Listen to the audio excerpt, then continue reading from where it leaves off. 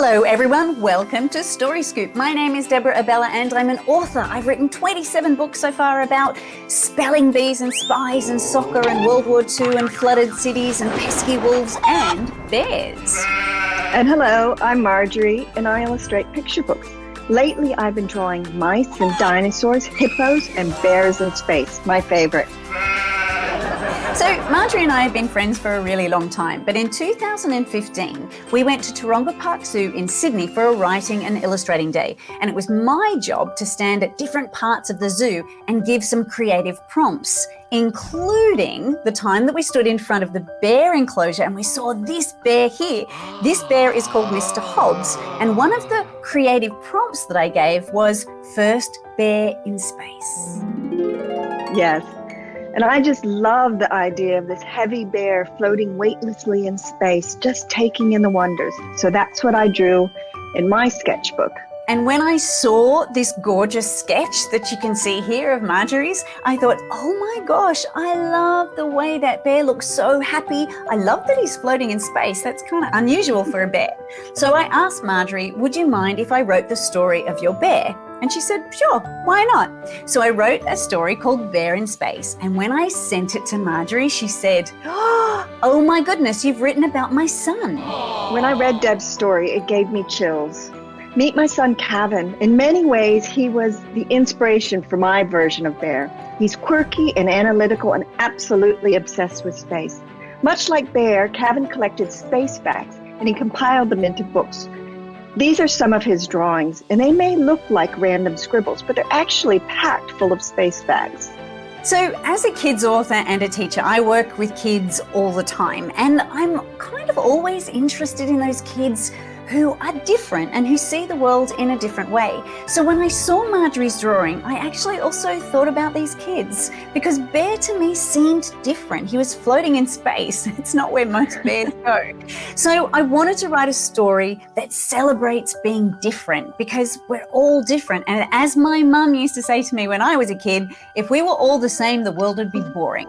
So Bear in Space is about a bear who feels different and sometimes doesn't quite fit in. And he's also obsessed with space and he loves to read books. So he draws up plans for a rocket and then he blasts into space, and it's there something extraordinary happens. So when Deb told me she was having trouble figuring out how to end her story, I suggested she try things the illustrator way, which is using thumbnails. And most illustrators use thumbnails to start a book project. And they're very small, scratchy drawings that allow you to experiment with different ideas.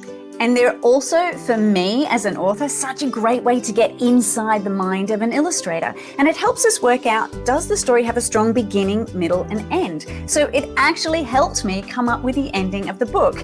And then when we sent it to the publisher, they said, yay, we love it. And the book was contracted.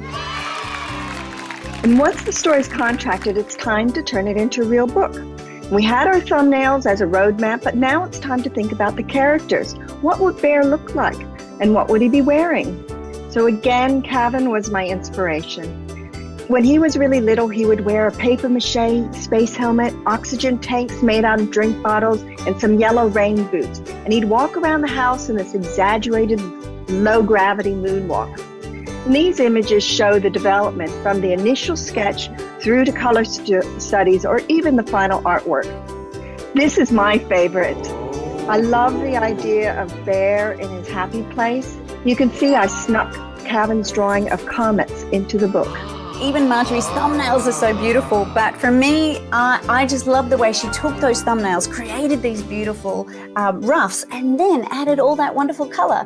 But for me, one of my favorite drawings in the book is when Bear is in space, and you can see the black and white image there, and then you can see the color, and the color just makes it so exciting, and it makes you understand why Bear loves space so very much. But then we had to decide the covers. So we tossed out a whole bunch of different ideas, but in the end we decided what was important is focusing in on Bear. And so we had Bear on the front cover with his crayons and some indications of his space drawings. and his stuffed animal Laika, which is actually based on this stuffed animal, which was Cavan's. So Bear is essentially about being different and how it's good that we're all different. Those things that make us different also make us unique. But it's really important to have people who get you and who understand you and who love you just the way you are. If you wanted to find anything else about Bear or me or any of my videos or teacher's notes, you can go to deborahabela.com. You can even write to me if you want to ask me a question about Bear or any of my other books. If you go to my website, which is crosbyfarrell.com, you can go to the activity page and you'll find some activity sheets, which are coloring in sheets, but also there's a very special build your own rocket sheet. So yes, and if you cut these bits out of this sheet, you can have whoosh, your very own rocket ship, just like Bear. Thank you so much, Marjorie, for drawing such beautiful pictures. Whoosh. Thank you, Deb, for writing the story of Bear. I couldn't have done it without you. And we hope you enjoy it. Bye, everyone.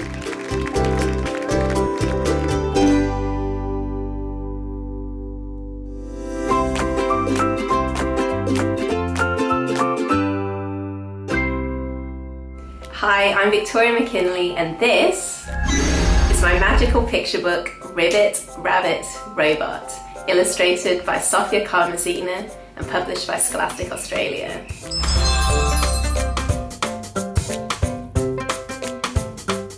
It's the story of a friendly frog, a greedy rabbit, and a robot with a short fuse, and their adventures with a magic lamp.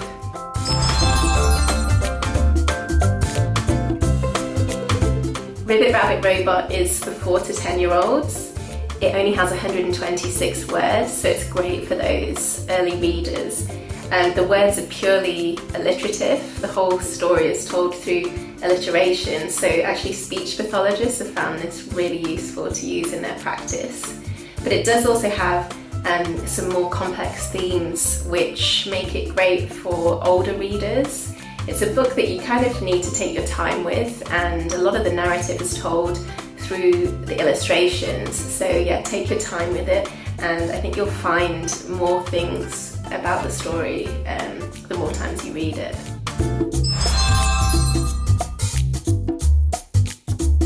Ribbit Rabbit Robot has themes of kindness, friendship and greed, and there's also a subtle message about reading the fine print, which can lead into broader discussions about critical thinking.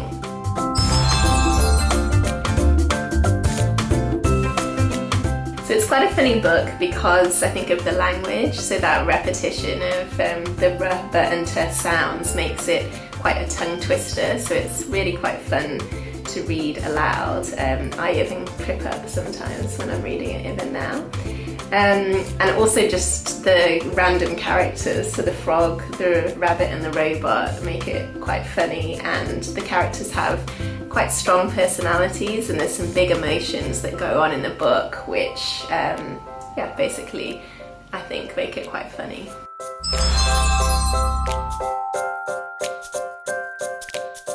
I have to admit I really like the greedy rabbit. The greedy rabbit is my favourite character, but I try to live my life like the kind frog.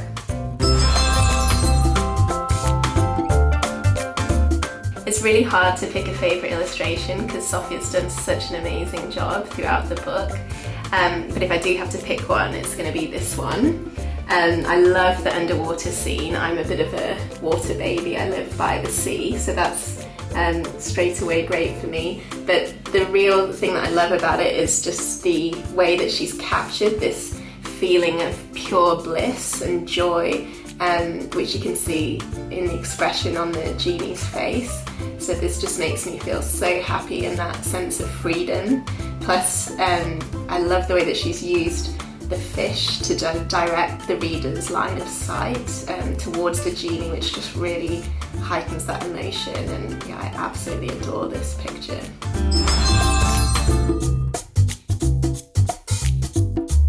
I loved Roald Dahl's The Twits because they were just so mean and awful, but they got their comeuppance in the end.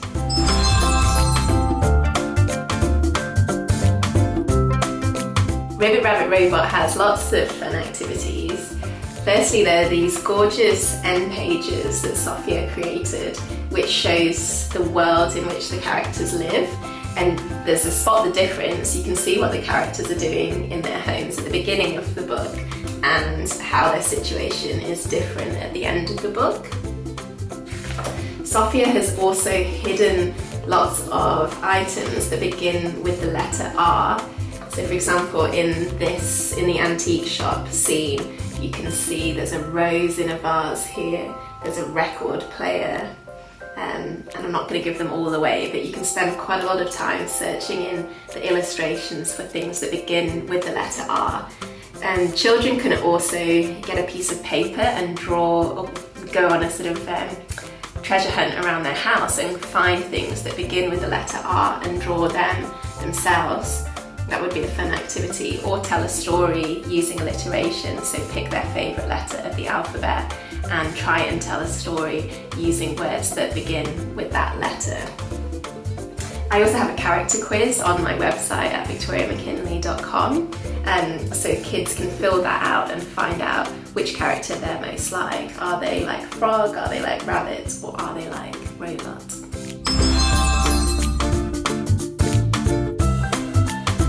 After Ribbit Rabbit Robot, I have 2 more picture books coming out in the next 2 years, and I'm also writing lots of other manuscripts. Thank you Story Scoop for having me today, and happy reading everybody.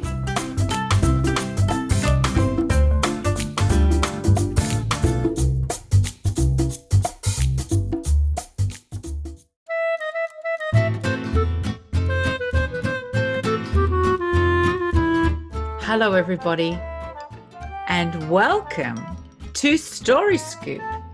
My name is Katrina McKelvey, and I would like to give you a sneak peek inside my brand new picture book called Chasing Rainbows.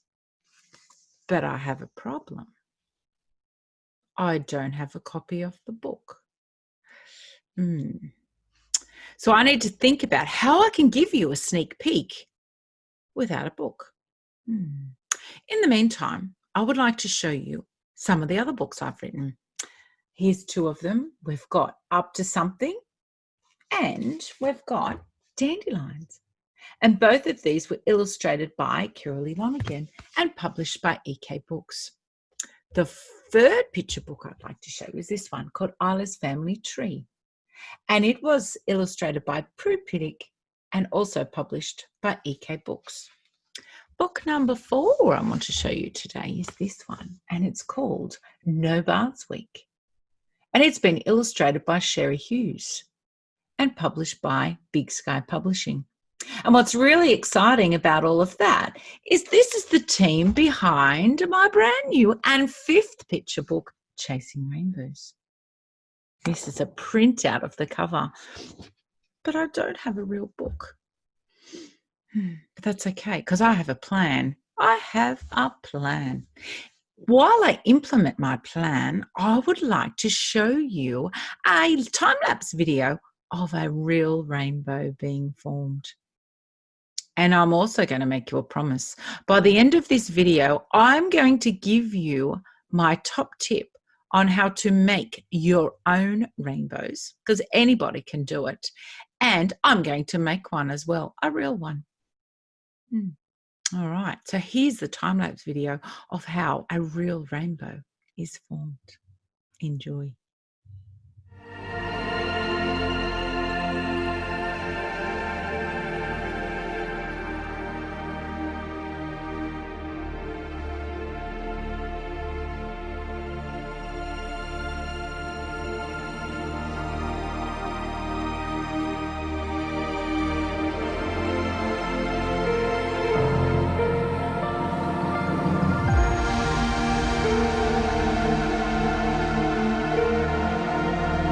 Did you see that rainbow? Wasn't it beautiful? Lots of rainbow magic. And I'm going to use some computer magic now to give you a sneak peek inside my new book. Did you guess that that's what I was going to do? So we've got rainbow magic and a bit of computer magic today. All right, let's get into it. So this is Chasing Rainbows by Katrina McKelvey and Sherry Hughes. Sam and Ruby were crazy about rainbows. So Dad always told stories of the special rainbow magic he saw from his helicopter. Sam and Ruby wished they could see it too. Have you seen a real rainbow? I bet you have. I want to jump into the pot of gold at the end of the rainbow, said Sam. And I want to find one of the unicorns that live on the top, replied Ruby. Do you think we'd feel zingy if we touched one? Asked Sam. Have you ever touched a rainbow? Would it feel zingy?